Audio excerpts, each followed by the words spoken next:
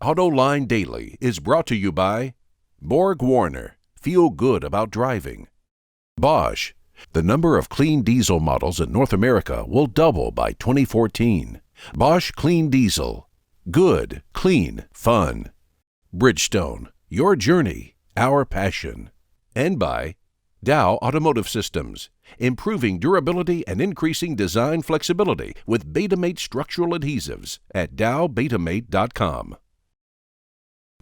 Hello and welcome to Autoline Daily for June 7. I'm John McElroy, and here's the latest of what's happening in the automotive industry. You know, I remember when a 4-speed manual was considered the hot ticket to have, but now the Porsche 911 features a 7-speed manual transmission, and according to patent filings that we found on Autoblog, BMW is also working on a stick shift with one forward gear for every day of the week.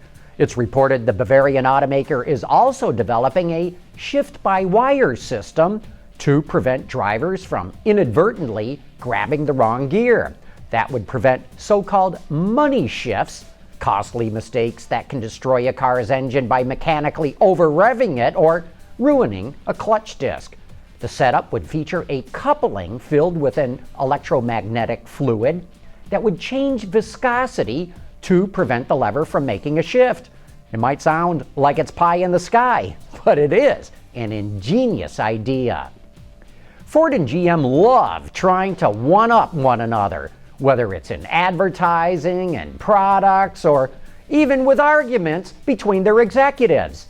Now the dispute is about tow ratings for pickup trucks. Ford and GM, along with Japanese automakers, agreed to new SAE guidelines for tow ratings that start for 2013 models as a better way to compare trucks. Toyota already adopted the standards, and GM released info on its 2013 trucks using the new ratings, but the new standards usually result in lower tow ratings. So according to pickuptrucks.com, Ford will not adopt the new ratings until the redesigned F-Series hits the market in a few years. GM released a statement then criticizing its competitors for not using the standards, and then GM changed its tow ratings to the pre-SAE ratings, even though the new numbers had already been released. Car dealers in China are complaining because inventory levels are climbing to unsustainable levels. From April to May, inventory levels shot from 45 days up to 60 days. What makes all that inventory all the more astonishing is that in 2010, China had 16,000 dealerships, but now it has 21,000. And yet Bloomberg reports that automakers believe the car market in China is about to grow strongly again, and they say those inventory levels are not a problem. Chinese car dealers report that their profit margins are declining because they have to discount those cars to reduce their inventory levels. And by comparison, in the U.S. market, inventory levels stand at an average of 53 days, according to Wards, and that's considered low for this time of year. Inventory levels range from a low of 24 days for BMW, 25 days for Hyundai and Kia, all the way up to 104 days for Lincoln and 106 for Cadillac. You know, despite China's 25% tariff on imported cars, import sales are soaring. According to Gasgoo, imports were up nearly 22% to 88,000 vehicles in April compared to last year. And for the first quarter, over 372,000 vehicles were imported into China. That's up 21% compared to last year. And over half the passenger vehicle imports are SUVs. German luxury automakers dominate import sales.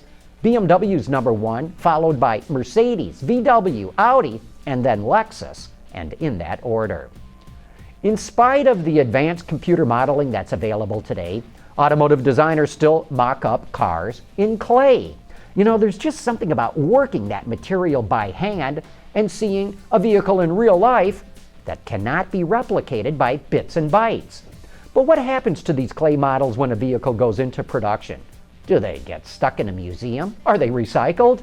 Well, Jaguar recently deconstructed a model of its XF sedan. And by deconstruction, I mean Designers attacked it with axes, destroying all of their hard work with a few merciless blows. You know, that small mountain of foam and clay didn't stand a chance. Coming up next, we'll take a look at the new Scion IQ.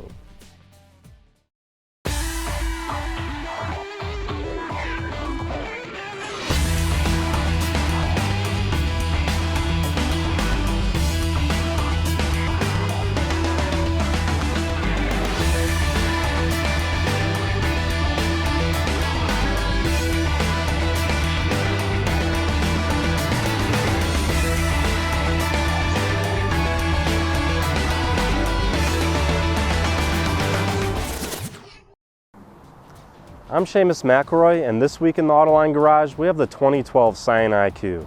And even though it looks real small on the outside, inside it's a different story. Come on, let me show you.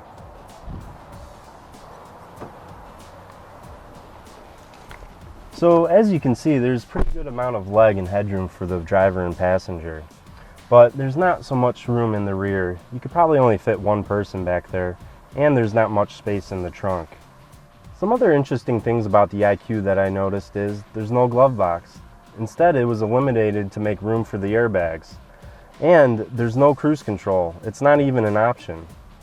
Powering the IQ is a 1.3-liter four-cylinder mated to a CVT. It only cranks out 94 horsepower. It may not be much, but it rides a whole lot better than a Smart. The base price of the IQ is about $16,000. The one we tested added features like carpeted floor mats and an upgraded stereo system, which pushed the price up to about $17,000, which is a little pricey in my opinion. You know, so far sales of the IQ are relatively weak, running at fewer than 1,000 cars a month in the American market. Say, don't forget to tune into Autoline After Hours tonight, starting at 6 p.m. Eastern Time. Our guest will be Dan Kapp, who's in charge of advanced powertrain engineering at Ford. We'll be talking about where they go from here with their EcoBoost program. So join me and that inimitable auto extremist, Peter DeLorenzo, for the best insider discussion in the world of cars. And that wraps up today's show. Thanks for watching. We'll see you tomorrow.